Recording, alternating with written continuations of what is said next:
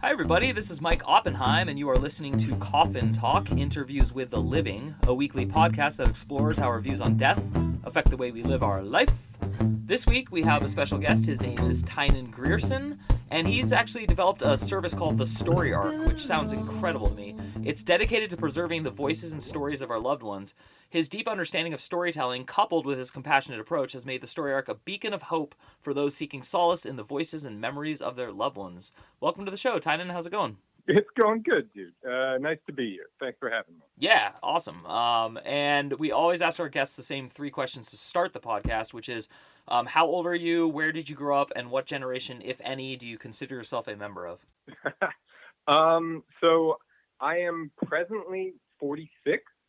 I grew up between where I am right now, which is Toronto, Canada, and a place called Hermanus in South Africa, which is about an hour outside of Cape Town in South Africa. Oh, okay. And I honestly don't think of what my generation is. I'm sure somebody will have it on hand as to like what I technically slot into, but I never think of what generation I am. I guess it's Z?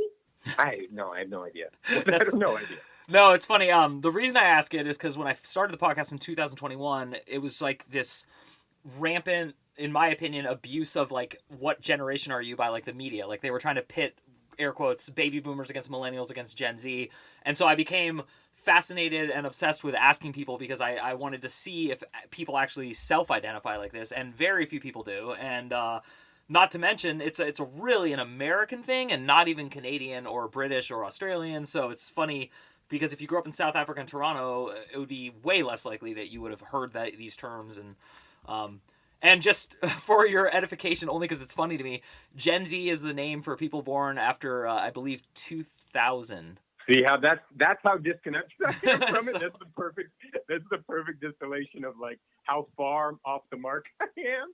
Because honestly, I was laughing with you, and I'm 43, so yeah, we're in the same boat. But so yeah, I mean yes, from growing up and living in Canada, like of course I get enough like of the wash of American culture like anybody that like I'm familiar enough with it, mm-hmm. But again like never use it, never think about it. And so, like, yeah, perfect demonstration of how far off the mark I was. That's awesome. And actually, just to kind of play it out a little further, do you have, like, two passports, like one for South Africa and one for Toronto? Or was South Africa, like, a blip in your life and you don't really go back? It wasn't a blip. I was there for, like, a lot of my childhood and then would go back, you know, for a lot of my childhood, it was, like, my mom's family was still there, and so we kind of almost split the year out. But you gotta stay on top of maintaining the passport, and like it didn't really give me a lot of like advantages. It wasn't like, man, when I get to use this South African passport to move freely, throughout the continent or whatever. And I've traveled a little bit in Africa as well, but it was more that like, yeah, this doesn't serve me particularly. I'm eligible for it. I think I'm even through my dad eligible for like a British Commonwealth passport as well. But like, it's just a thing where I never followed up on maintaining it. So I once had all the eligibility and the passport itself, and now just let it kind of lapse. And so unless it served me, I was like, yeah, I guess I don't need this. That's cool. That makes sense. And one of the reasons I asked is I do meet people from South Africa occasionally, but I don't meet a lot of people from it. And it is like probably the least talked about English-speaking country, if that makes any sense. Like as far as like, Australia, New Zealand, and all that. Sure. Could you give me and our audience really one fun fact about South Africa? You can define that however you want. Like what's something that you think most people don't know but would want to know? One fun fact about South Africa was the kind of shark tourism, and I was like it being one of my like most primal fears, speaking of like death or the ways in which you would not want to die. Like all of my friends who'd want to come with me would like, I think they've now kind of become a little bit more touchy about it because of the danger inherent in like going out the great white shark tourism industry and chumming the waters and so forth. And this is obviously only on the coast, but like, you know, the amount of friends that I have who just want to talk to me about like the time that they went, or when I was younger, they'd be like, "Will you take me?" As though like I am their undersea guide, and I'm gonna let them like take them to. I mean, and even my cousins who were from the UK, they'd come out, and like each and every one of them, it was like, I have to go and do this. And you go out. There's a place called Seal Island. It's the one where like they get all the photography of like all the sharks breaching the water and like just body slamming seals.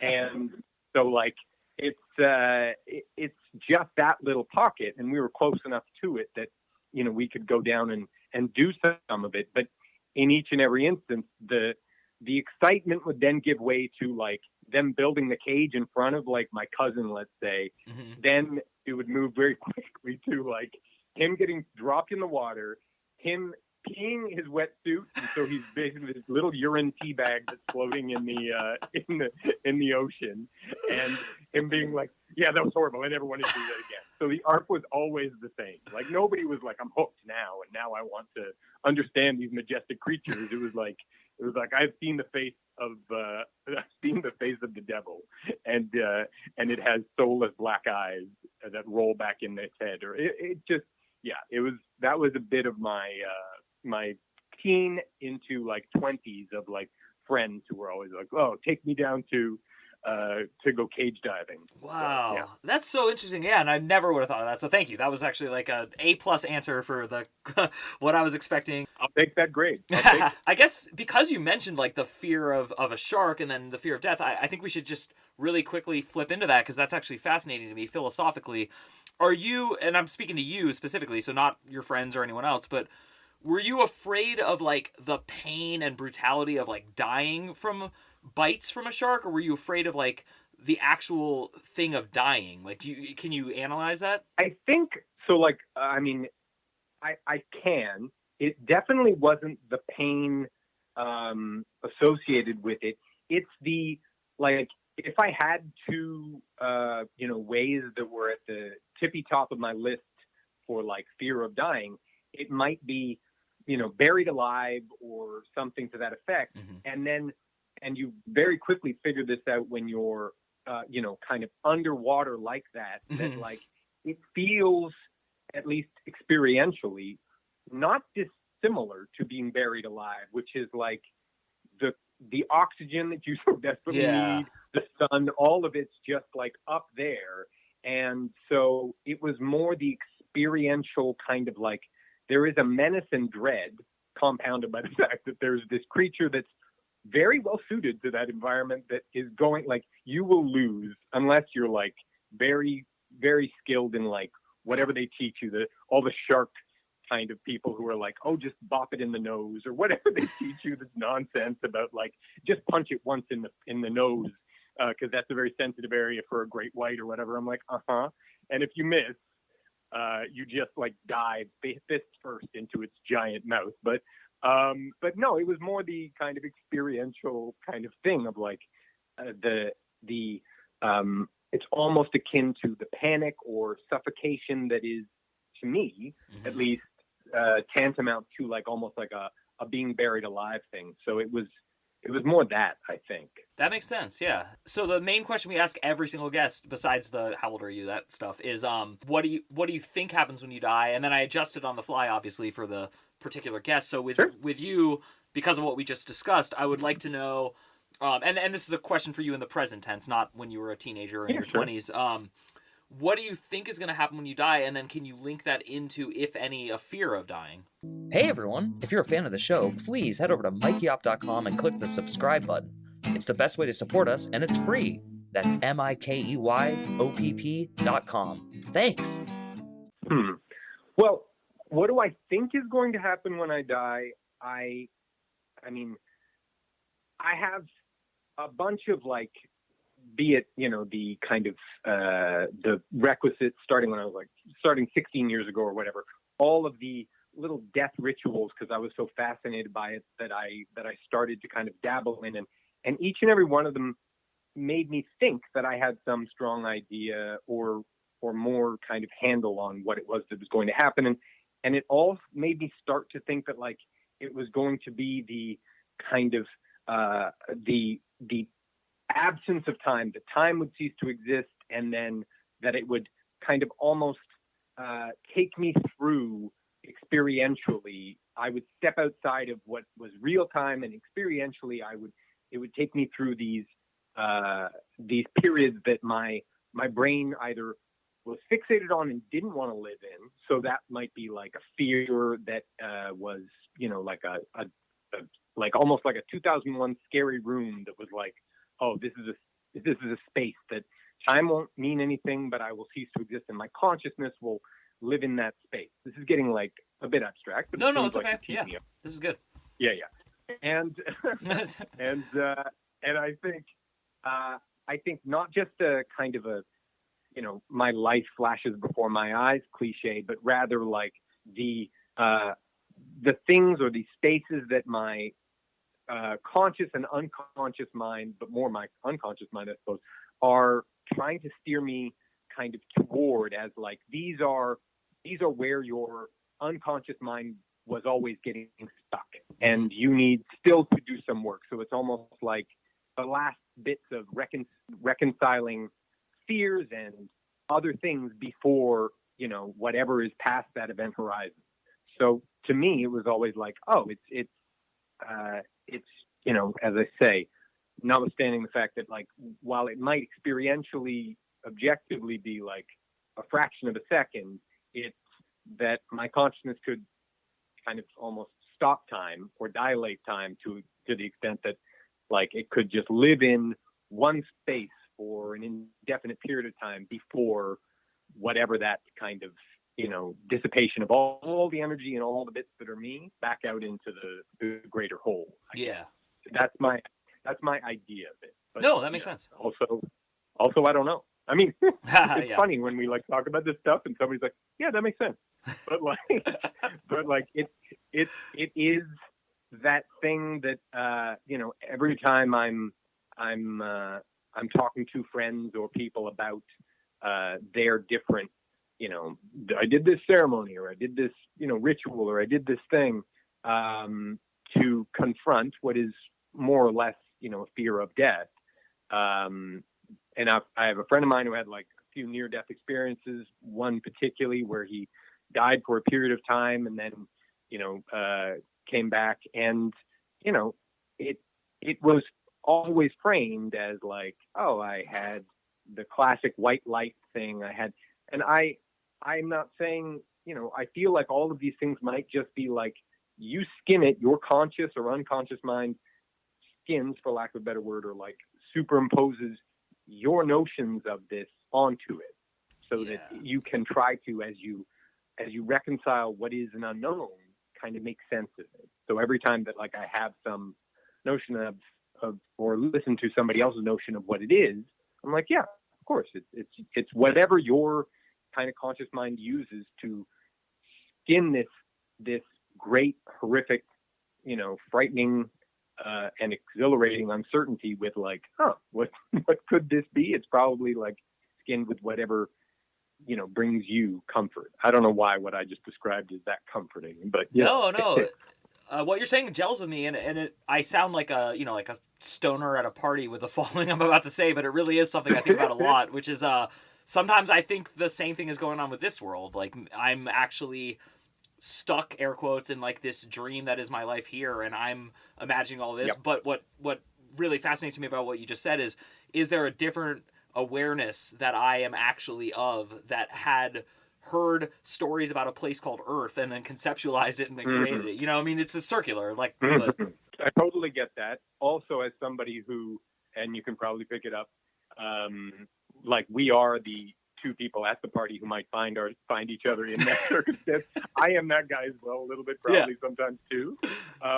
But yeah, it is that thing of like, whatever I had, been kind of all these seeded ideas, including even archetypes of what I think are, kind of, so let's say you do, whatever the psychedelic of your choosing, or ayahuasca or what have you, like then you kind of superimpose on top of that all the archetypes that make sense to you. And I don't see why that would or should be any different in that exact same kind of transition or big momentous period, because your brain, which is just looking to kind of make sense of all of these things, these big uncertainties, are just doing exactly that. It's trying to put familiar, things in place. My first time, doing one of those types of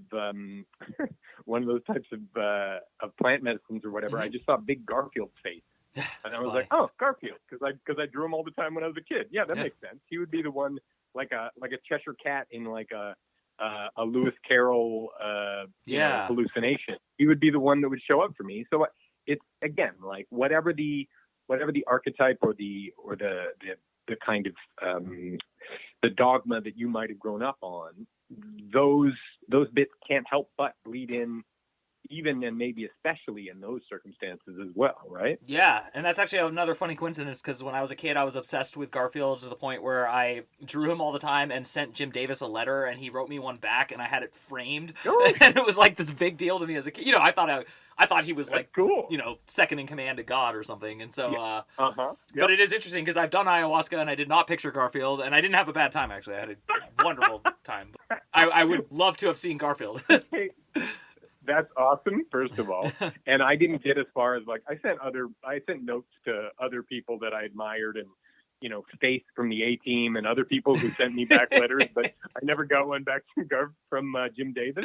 So like you shot the moon on that one for me and my child. It was a way to be cool in my school, is if you were good at drawing Garfield. It's like one of those little kid memories I have. Me and my current partner, my lady Lisa, we both have the same and had the same experience. It was almost like a very kid thing of like, we didn't grow up in the same place. We didn't have any of this, so many different experiences that weren't necessarily shared, but we had the same kind of like, we both learned somewhere along the line how to draw Garfield. And like that too is, again, like I just said, in my ayahuasca experience, one of the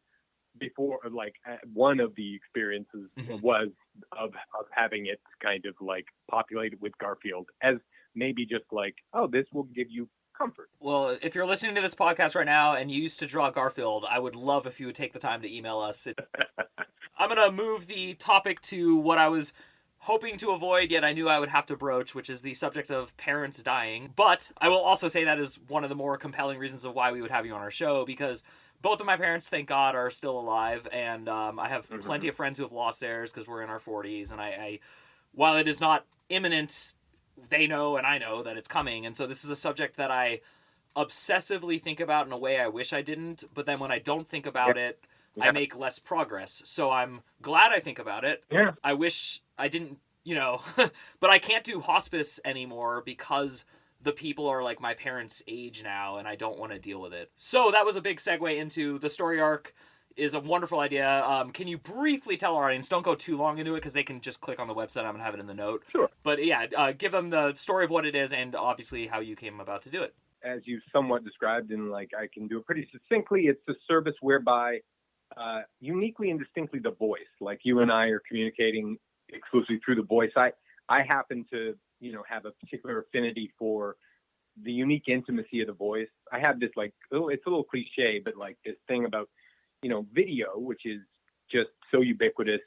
It's universal. It transcends borders, but like video is universal, but audio is personal. Yeah. Like audio and the spoken word and the voice are intimate and live in you and connect you in ways that video does not. So it's a service whereby I kind of go to, it's not exclusively, elders, but often it is that when we're very conscious of, or when it started because a couple friends of mine lost their parents. One of them unexpectedly to their dad lost their dad to a stroke and just blindsided them, and another to a car accident. And in both instances, they both had young kids, and they were like, "Oh, I want my kids to be able to hear my mom and dad's voice and hear the stories of, well, their youth and how they met and all of these things." And And in that instance, it's when, it kind of is foisted, uninvited upon you that like, oh, this is important. Mm-hmm. And a lot of times, as you were just kind of articulating, and you're probably, not the norm in this, but like most people just compartmentalize it. They do not want to engage with it. They don't want to think of it, even though to think of it is to kind of, have it better color your life. Because again, back to the, like not to, go on too much of a little side tangent, but like outside of seeing, Garfield and so forth, like those plant medicines or ayahuasca or whatever, my experience was that I was like, oh, I'm going down there for, it was like 16 years ago. I'm going down there because like I went through a bad breakup or this is going on with me. But like what it cut to was like, no, the thing you're most scared of is your mom dying. So we're going to spend time there. Yeah. All the rest of that, that's not what you were actually bothered by. But, in the case of Story Arc, it started from that place. And those friends asked me to record for their kids, though their kids were so young they would not yet know that they would want it, but to record for their kids. And then it started to kind of, take on a momentum of its own. And also I saw the virtue of it. And as it happens, whilst I was launching, we didn't know it yet, but my dad had what was Lewy body dementia, which is what Robin Williams had.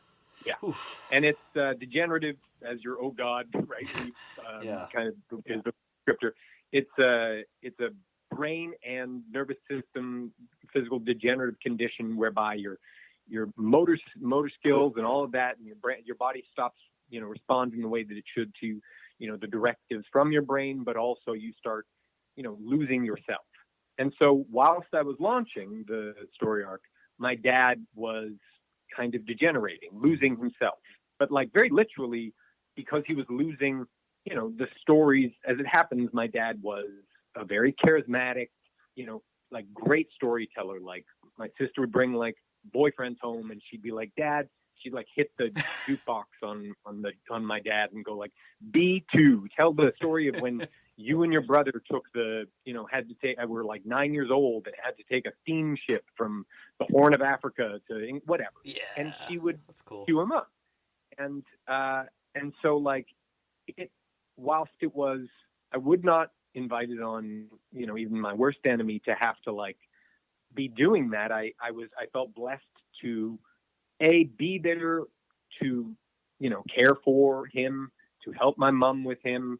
I was, one of the only ones physically actually able to like lift him up or, do some of those things before he passed, but also that like it underscored like what I was doing with the Story Arc, which is that like, as these stories went, I was like, oh, they're gone. The same way that like when he stopped recognizing me, I was like, oh, that's gone. The story that says I'm your son is even gone.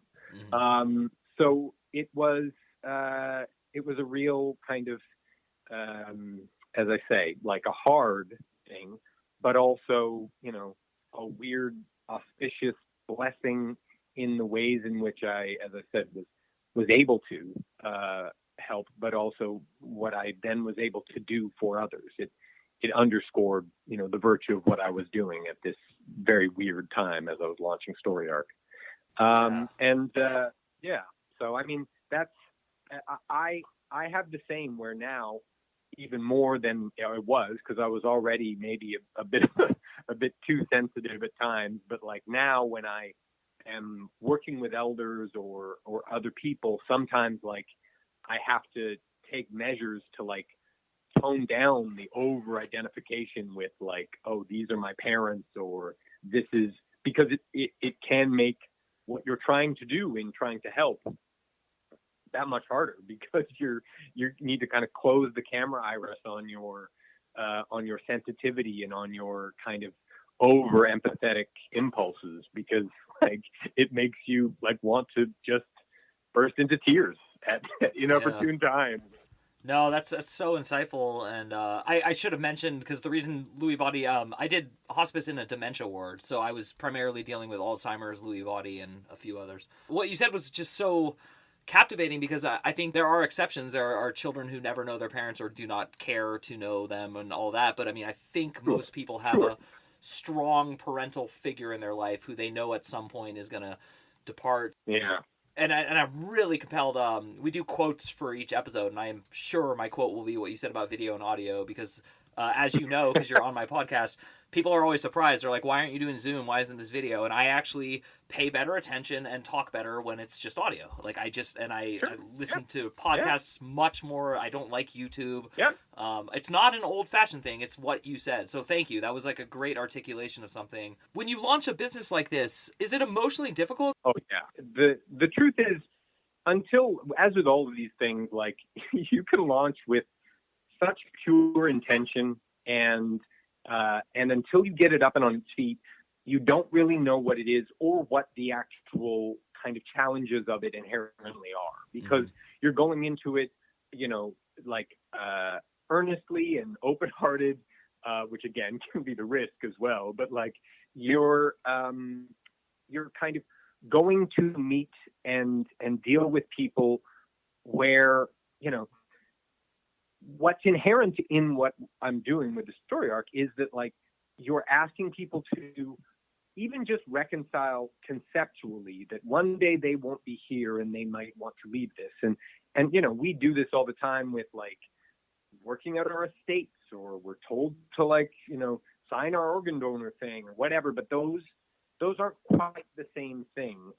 And when I'm, sat with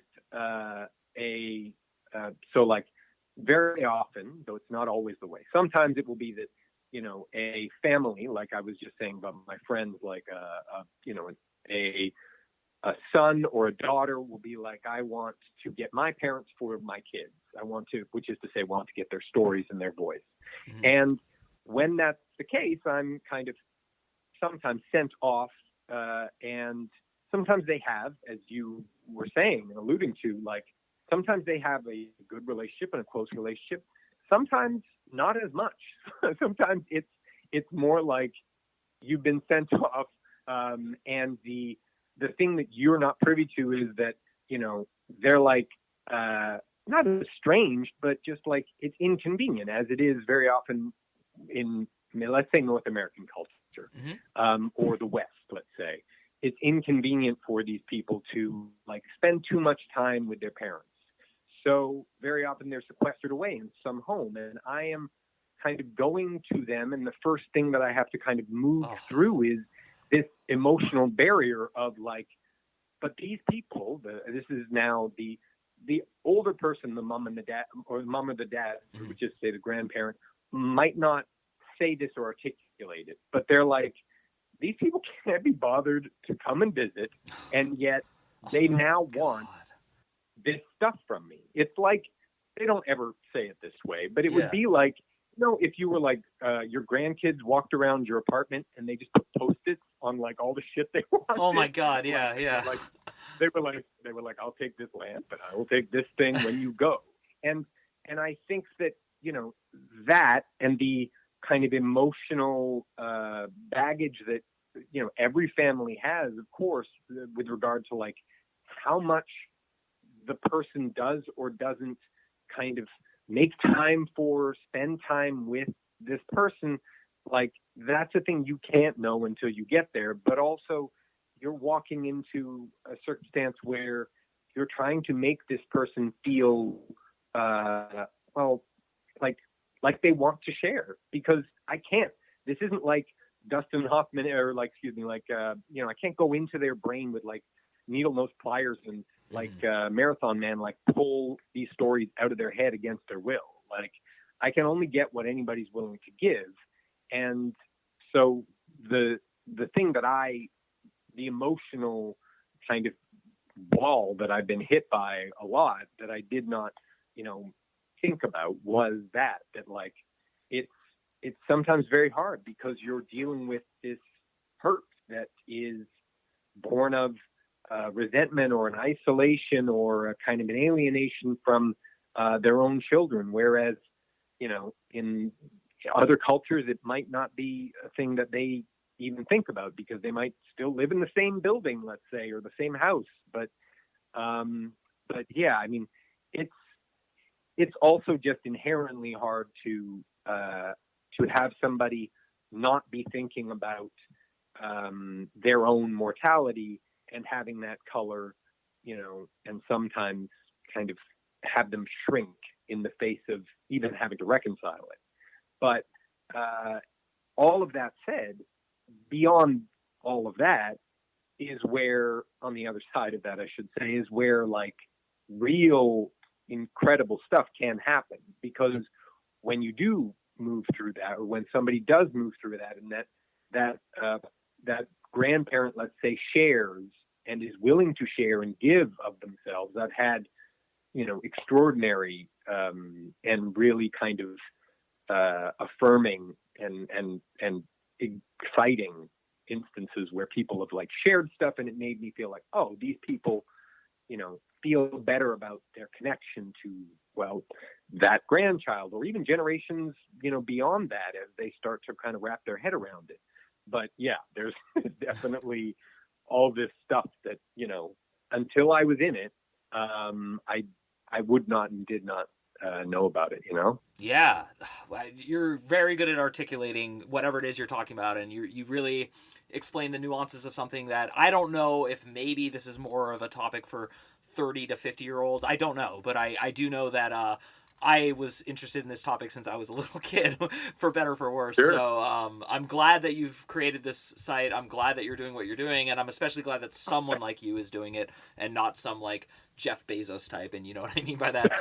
So thank you so much for coming on our show. I do always give my guests the floor, and we will have notes for how to find the story arc and all that. So we just give you the floor to kind of say whatever you want to our audience. So please talk. Well, I mean, as you say, the links will be there, and like definitely go and check out the story arc stuff, and if it seems like a service that works for you. But beyond that, in contrast to what I just said, or rather maybe colored by what I just said, like as soon as you reconcile that these people will be gone, which is a thing that, we don't want to have to entertain or reconcile. But as soon as you do, forget how much time you might spend. It immediately colors the ways in which you might actually just, like, you can't even, as soon as you have to really, really deeply know that your parents might not be there, the idea that you are going to be kind of abrupt with them, impatient, rude, all of those things that we are on a day-to-day basis, those things start to diminish. And so I would only make, kind of a little bit of a call to everybody. So like, I'm not saying you have to like spend tons more time, if it can't logistically happen. I'm just saying make the interactions with these people, all the people who are not necessarily going to be here forever, which you all know, make the interactions with these people as good as they can be, because you will feel better for it as well. Oh my gosh, that's so well said, and especially after my experiences in hospice and just watching the opposite over and over and over again. So, Tynan Grierson, thank you so much for coming on our show. Again, everyone, please check out the notes section of the podcast. It'll have a clear link to his site. Thank you again for coming on our show, and to everyone who's listening, once again, the best way to support our show is just to head over to MikeyOp.com, that's MikeyOpp.com, and sign up for the free once-a-week newsletter, which includes an essay by me, which is usually funny and not about death. My name is Mike Oppenheim. You have been listening to Coffin Talk, and we will see you soon.